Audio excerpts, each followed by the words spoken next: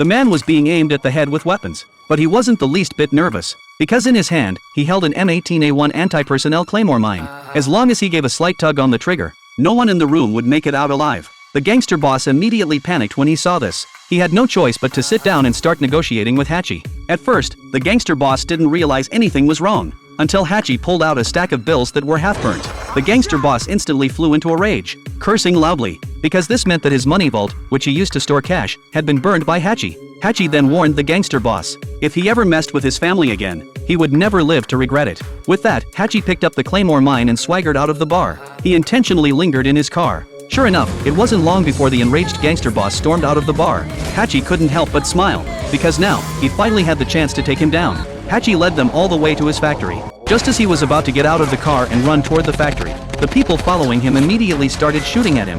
At that moment, Hachi's teammates arrived for backup, and Dad showed up carrying a gun. With Dad covering him, Hachi successfully made it into the factory. What he didn't expect was that Dad was smiling, clearly excited for the upcoming fight. The showdown officially began. The gangsters rushed in from outside. Hachi and Dad fought while retreating, triggering the traps Hachi had set up earlier. Harry, with his sniper rifle, picked them off one by one, even shooting 3 people in the head with one shot. Dad was also impressive, taking down enemies one by one with his own gun, enjoying himself immensely. Meanwhile, Hachi used the traps he had prepared, instantly taking down a group of people.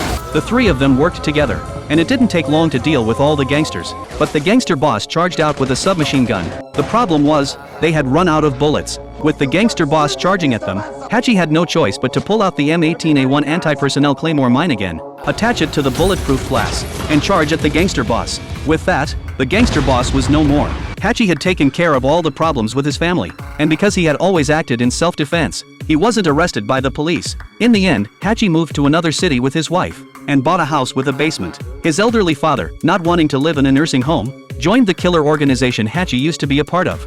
Why can't we just fly there? With this luggage? Oh, yeah. Oh, yeah.